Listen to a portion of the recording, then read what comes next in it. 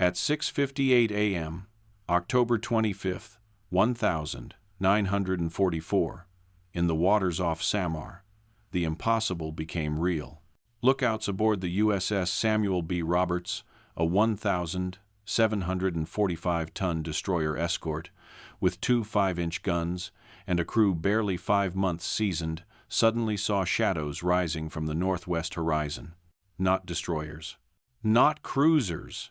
Battleships. 4 of them.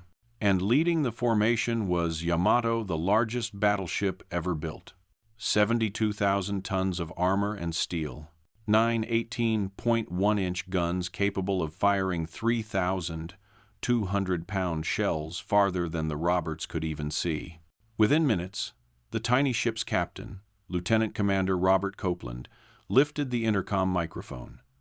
His message was calm, steady, and brutally honest. A Japanese surface force, 23 warships, totaling nearly 200,000 tons, was closing fast. Their own task group, Taffy 3, had just 7 small ships, most built to hunt submarines, not confront battleships.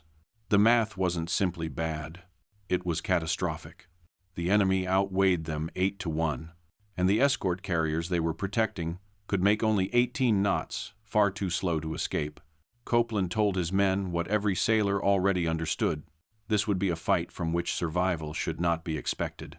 Yet, in the next hour, this tiny ship, outgunned, outranged, and outclassed in every measurable way, would do something no American destroyer escort had ever done.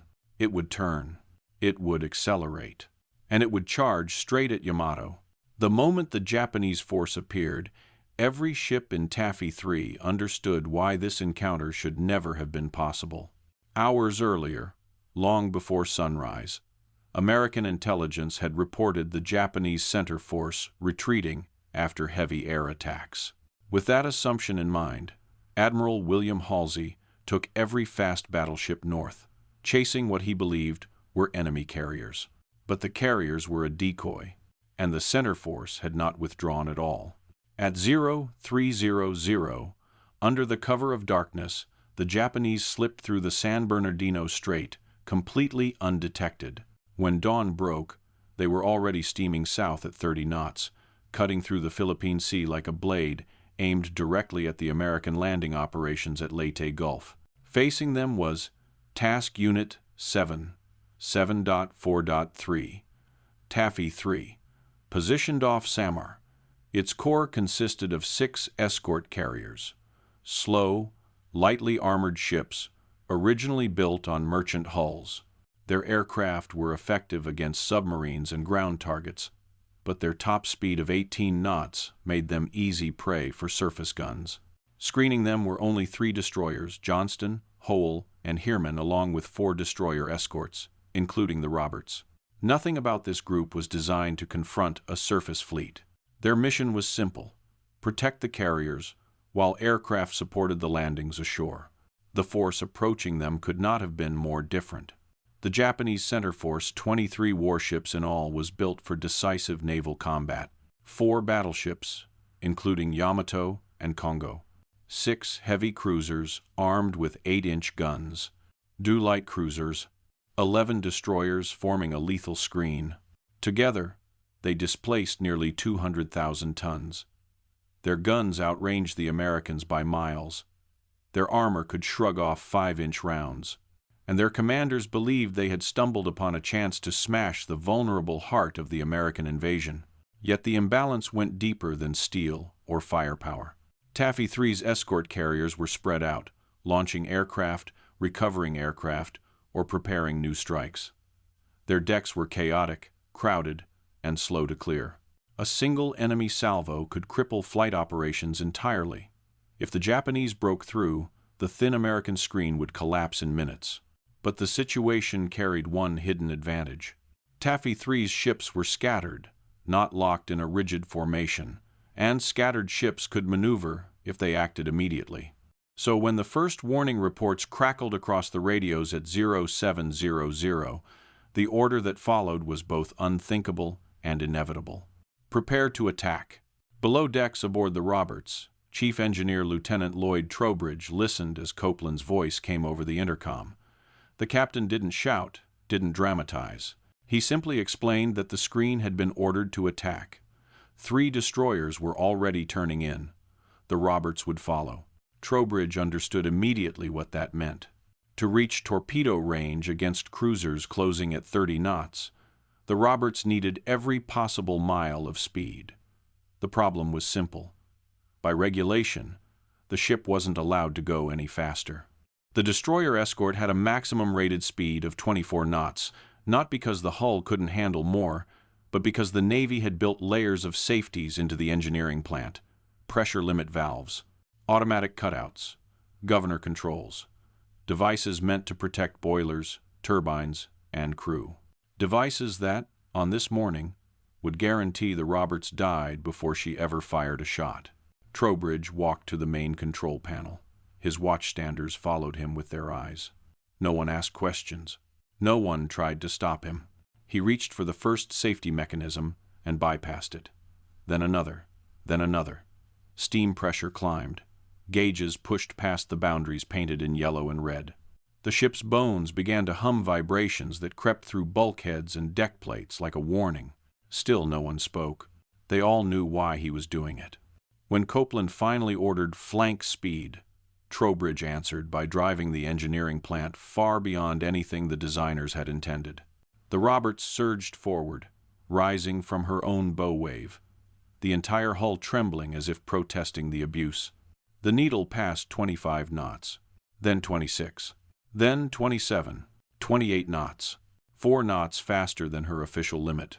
It didn't sound like much on paper, but 4 knots meant closing 4,000 yards 1 minute faster. 4 knots meant reaching torpedo range before enemy spotters corrected their fire. 4 knots meant the difference between firing first and never firing at all. Above decks, the Roberts heeled slightly as she tightened into attack formation, taking her place behind the charging destroyers. Below decks, Trowbridge and his men stood in a furnace of heat, noise, and shaking steel. None of them knew how long the machinery could endure this strain. But endurance didn't matter.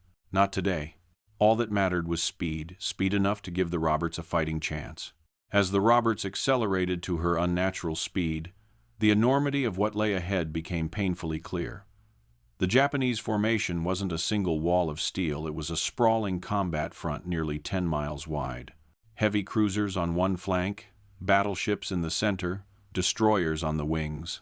To strike any of them with torpedoes, the Roberts would have to slip through a gauntlet of shells designed to shred destroyers, let alone a thin-hulled escort.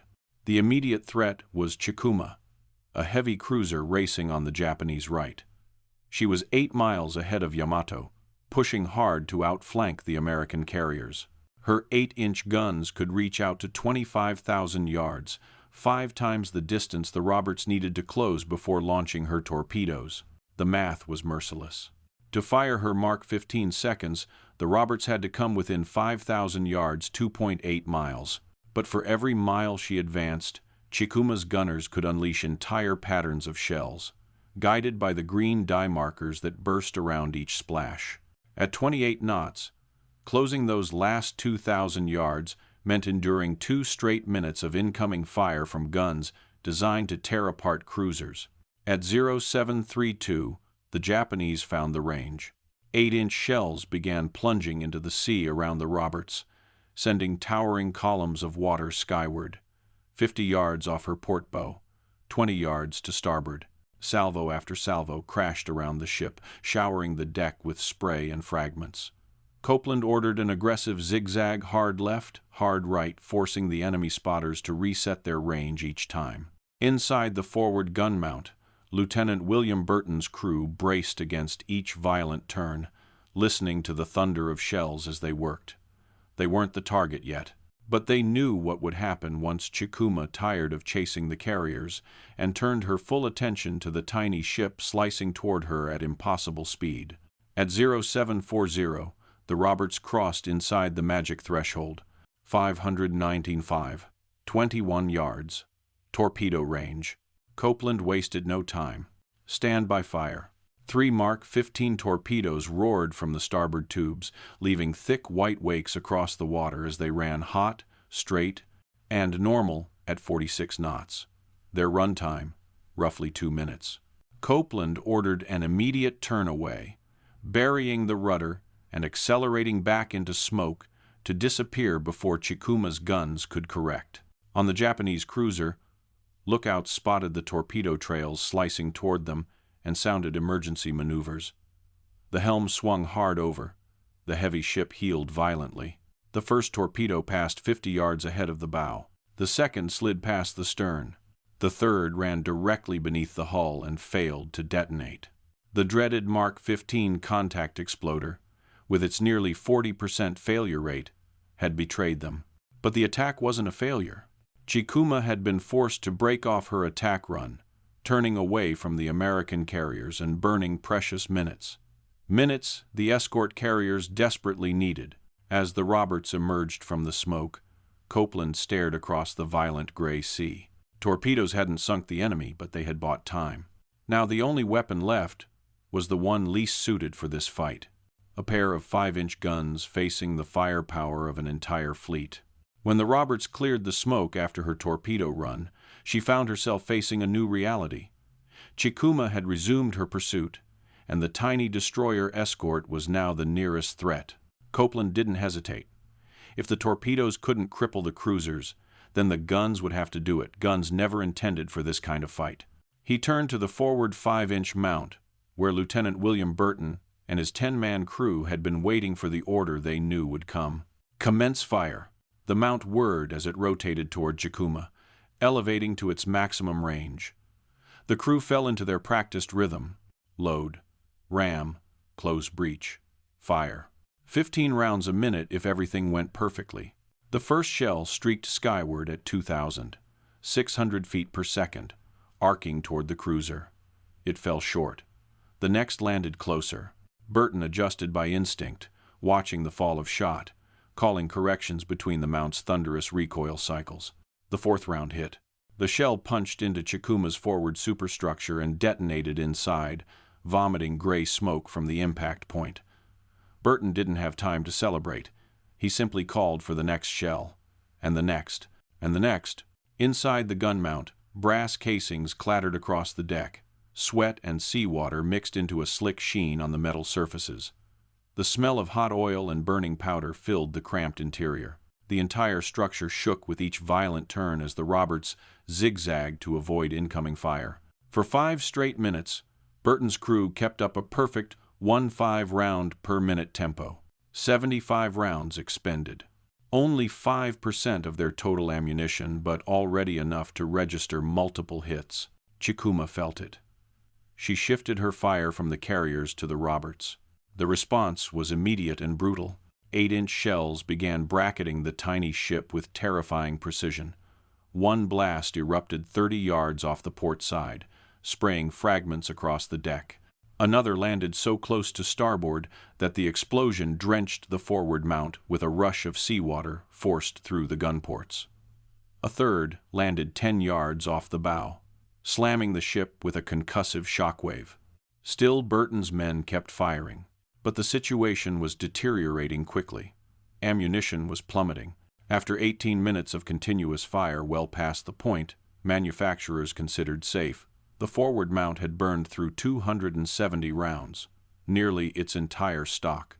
Then came the next threat. Tone, another heavy cruiser closing to 7,000 yards on a different bearing. Even closer, even deadlier. Burton slewed the mount toward the new target, adjusted elevation, and fired. The first shot fell short. The second hit. The round smashed into Tone's number 2 turret, penetrating the armored faceplate and detonating inside. The turret froze instantly. Its guns silenced an eighth of the cruiser's main battery, neutralized by a weapon meant for escort duty. Inside the Roberts, cheers erupted, but only for a moment, because above the sound of their own gunfire, the crew heard something else approaching. The unmistakable whistle and crash of enemy salvos tightening around them. The forward mount had reached its limit, and the next phase of battle would fall on the sailors' aft men, about to face a nightmare of their own. While the forward mount exhausted its final shells, The battle shifted aft toward a gun crew fighting under conditions far worse than anything Burton's men had faced. Here, in the cramped metal confines of the after 5-inch gun mount, 20-year-old gunner's mate, third class, Paul Henry Carr, was leading his team through a tempo of fire that should have been physically impossible. They had been firing continuously since 0745. 324 rounds had already crashed through the breach, each one adding heat, vibration, and stress to machinery never designed for such abuse. Only one round remained in the ready-use locker.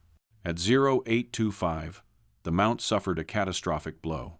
A near-miss ruptured steam lines below decks, cutting electrical power to the entire system. The power train that rotated the turret froze. The hydraulic ram that loaded shells went silent. The firing mechanism went dead. Most gun crews would have been finished. Carr's crew wasn't. They switched instantly to manual operation, the procedure every destroyer escort trained for but hoped never to use. Men strained at hand cranks to traverse the heavy mount.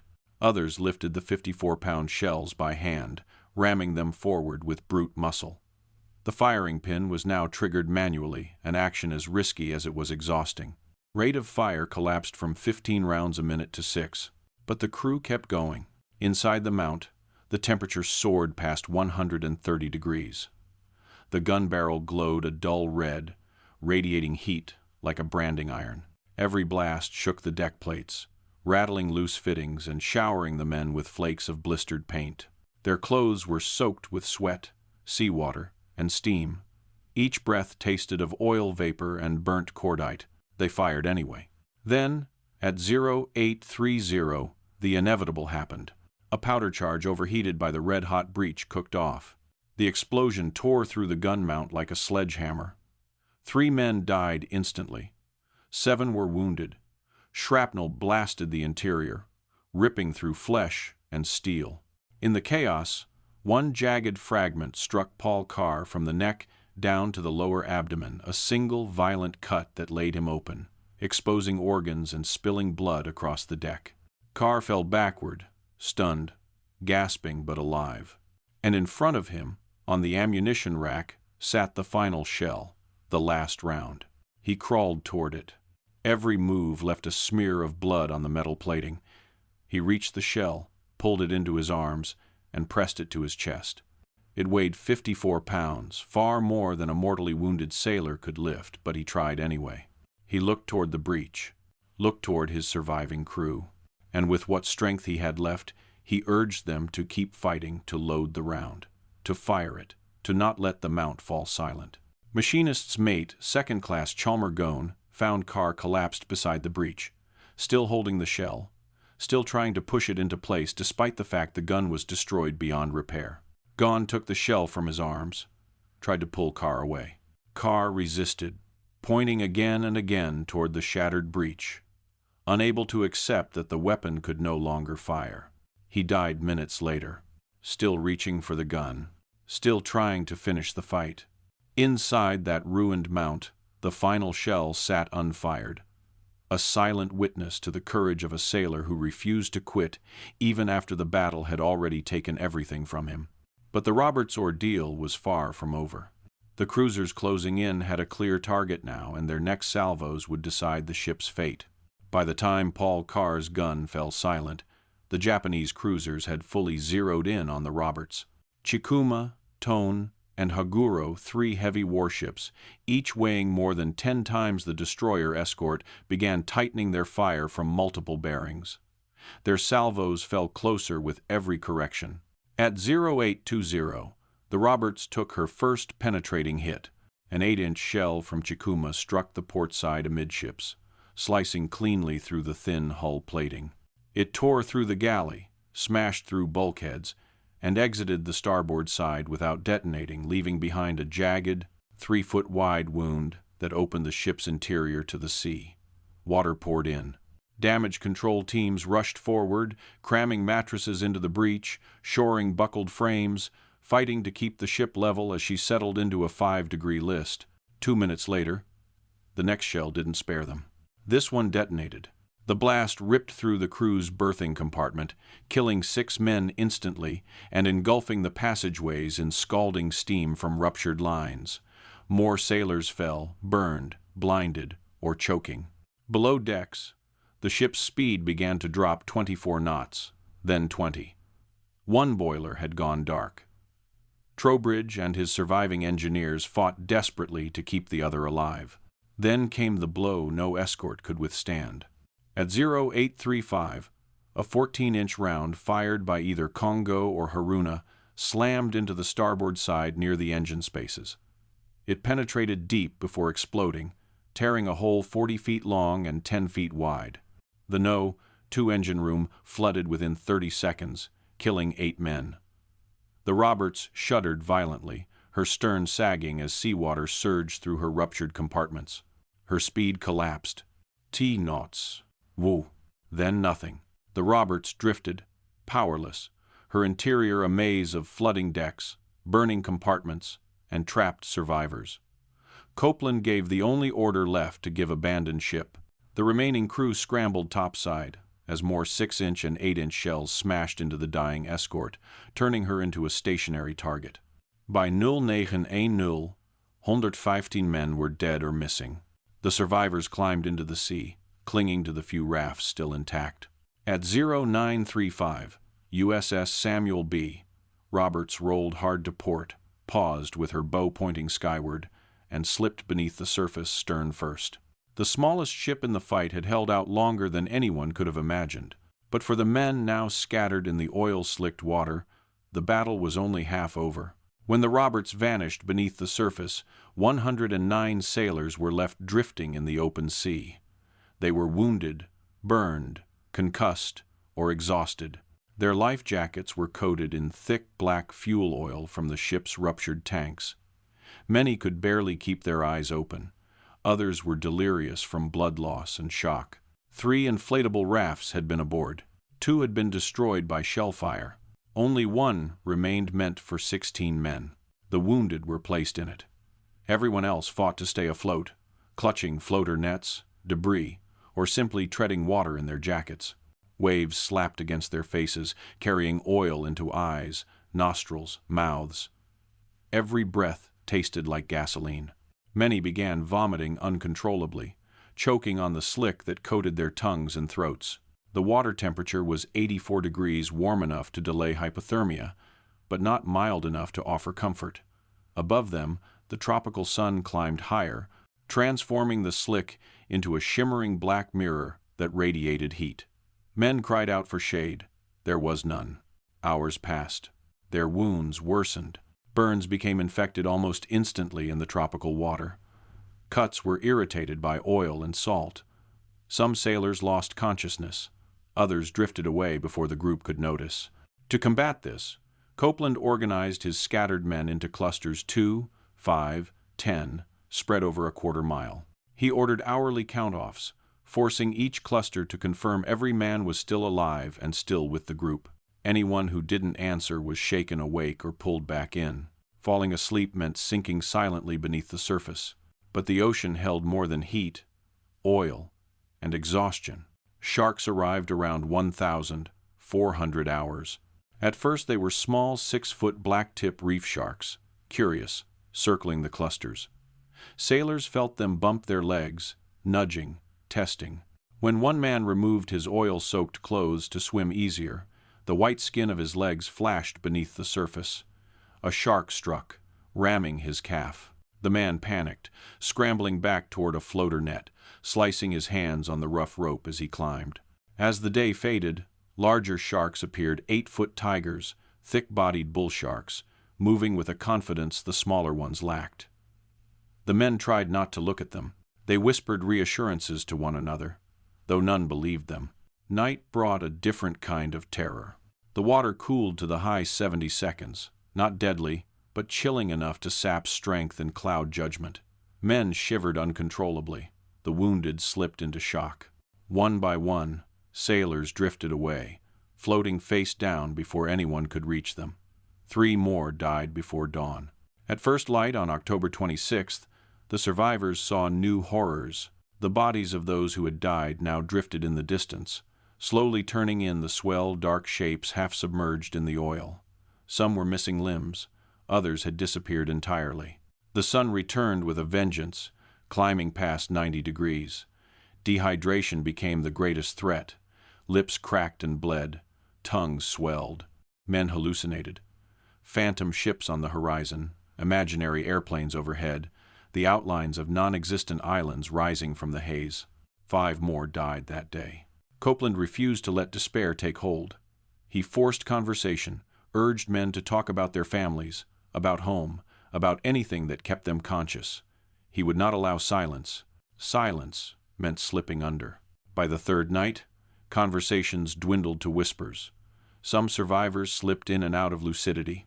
Others clung to life by sheer force of will. The remaining rafts and floater nets sagged under the weight of the wounded. Then, at 0745 on October 27th, a lookout aboard patrol craft PC-1119 spotted wreckage, then bodies, then life jackets. Cautiously, the patrol boat approached. Japanese survivors were known to feign death and attack rescuers. From 50 yards away, the crew called out a question only Americans could answer. Who won the World Series? A voice hoarse, cracked, but unmistakably alive shouted back. Street Louis Cardinals. Rescue had finally come. For the men of the Roberts, the battle had lasted less than 3 hours. Survival had taken 50. When the survivors were finally pulled aboard PC-1119, the battle off Samar had already shifted into legend. Word of what the destroyers and destroyer escorts had done, charging an overwhelmingly superior fleet to protect slow, vulnerable escort carriers, spread rapidly through the 7th Fleet. No one could quite believe it. 7 small ships had faced 23 Japanese warships and lived long enough to alter the course of the entire operation. Strategically, the implications were enormous. The Japanese center force, still powerful despite its losses, had been poised to drive into Leyte Gulf and smash the American invasion fleet at its most vulnerable moment. Every troop transport, every supply ship, every landing craft depended on the thin defensive screen Taffy 3 provided. But after hours of ferocious resistance, the Japanese commander, Vice Admiral Takeo Kurita, made a fateful decision. Misled by the desperate aggression of the American screen and convinced he was fighting fleet carriers and heavy cruisers, he turned his battered force north, away from Leyte Gulf. He had been deceived by courage. Chokai lay wrecked. Chikuma was aflame. Suzuya's torpedoes had detonated from a near miss. Kumano's bow had been blown off. The price the Americans paid was devastating. 3 ships sunk: the Roberts, Johnston, and Hull. Escort carrier Gambier Bay capsized under fire from Yamato's 18-inch guns. A total of 1,277 sailors were killed or missing, with another 1,000 wounded. But the invasion held. MacArthur's troops continued to land. Supplies continued to flow ashore. The Philippines campaign rolled forward. In the aftermath, Admiral Chester Nimitz described the stand of Taffy 3 as the Navy's finest hour. Historian Samuel Eliot Morrison wrote that no naval action in history showed greater gallantry. The Roberts received the Presidential Unit Citation, Copeland the Navy Cross, and Paul Carr the Silver Star, posthumously. The legacy continued long after the war ended. In 1982, the Navy commissioned the USS Copeland, honoring the captain who led his crew into impossible odds. In 1985 came the USS Carr, named after the young gunner who died clutching his last shell. Then, in June 2022, nearly 8 decades after the battle explorer Victor Vescovo located the Roberts, lying upright on the seafloor at 22,621 feet, the deepest wreck ever discovered. The aft gun mount where Paul Carr made his stand was still there, still recognizable, still silent. 3 months earlier, the last survivor of the Roberts had passed away at age 97. The ship had finally been found just after the last man who served on her was gone. The story of the USS Samuel B. Roberts does not end with her wreck, or even with the men who fought aboard her. It endures because courage on this scale reshapes the world around it. A tiny escort ship, outgunned and outmatched in every measurable way, changed the outcome of a battle and protected an entire invasion simply because her crew refused to back down. Their stand reminds us that history is not written only by the largest ships or the heaviest guns. Sometimes it turns on the decisions of ordinary sailors who choose duty over survival, and on officers who ask their crews to do the impossible and watch them rise to meet it. If this story moved you, take a moment to honor them. Like this video to help keep their memory alive. Subscribe so you never miss another forgotten chapter of World War II. And in the comments below, tell us where you're watching from, or share the story of a family member who served at sea, in the air, or on the ground. We read every message. Thank you for watching. And to the men of the Roberts, we remember you.